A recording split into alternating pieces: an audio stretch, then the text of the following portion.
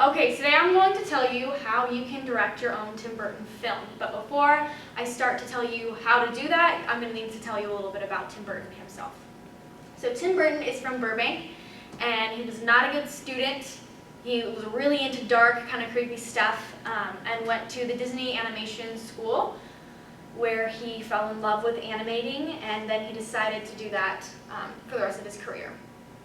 His first short film was called Vincent. Is in black and white, based off a poem he wrote. It's very kind of Edgar Allan Poe-ish. Then he went on to animate more movies later in life, like Corpse Bride, Frankenweenie, Night Before Christmas. So the first thing you're going to need when directing a Tim Burton film is Johnny Depp. Johnny Depp is in 10 or 11 of Tim Burton's films, whether he's a voiceover or in one of his live-action movies. He's Tim's very best friend. Johnny typically plays creepy, kind of weird and eerie characters, and that's also what he does in Tim Burton's films. And he's the godfather of Tim's two children, as they've worked so closely that they're inseparable. You're also going to need Helena Bonham Carter somewhere in that. She's famous for playing Bellatrix in Harry Potter, and is in a number of Tim Burton's films. She was his domestic partner for about 13 years. And is the mother of Tim's two children. So if you're going to direct a Tim Burton film, you're going to need her and Johnny Depp somewhere in there, whether they're voice or playing a character in a live-action movie. So you're also going to need Danny Elfman. So Danny has composed, I think like 2 or 3 soundtracks for Tim's films, but has also worked in little spots here and there in the songwriting, and a lot of the films feature heavy organ presence. So if you're going to direct a Tim Burton film, you're going to need lots of organ, really deep, dark presence of the organ kind of adds that creepy effect to the movie. After that, you're going to need to dress all of your characters in very dark colors. Tim is very monochromatic. Whether he's animating or they're live action, the characters are basically dressed in blacks, whites, and grays. When he does use color, it's very muted, especially in his animated films. The characters do need to pop a little bit to add some dimension. So he does add color to his animated characters, but they're very pale, muted versions of the color, like a deep red or a pale green or yellow on Sally here.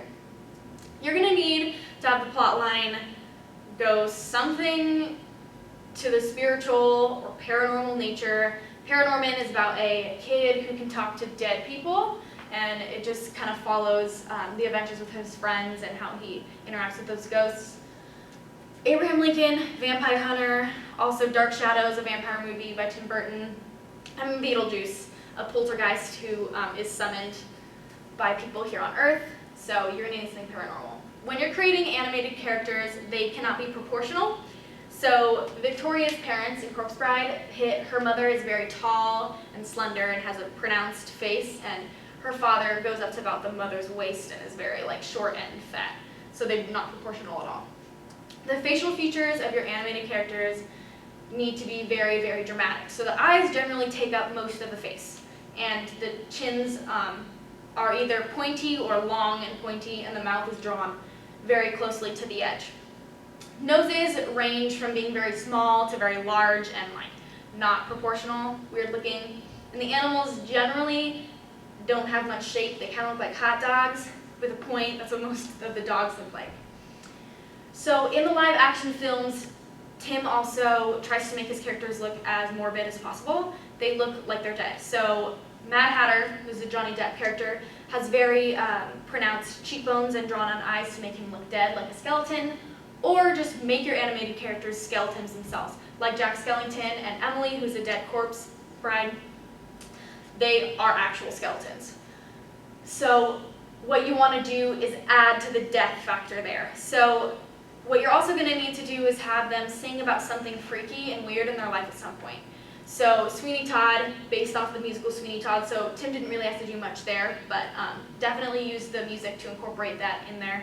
In Corpse Bride, the skeleton sings to Victor about how Emily died, and then in Charlie and the Chocolate Factory, the Oompa Loompas come out and sing about how the kids are being slowly picked off in really creepy, kind of unnatural ways.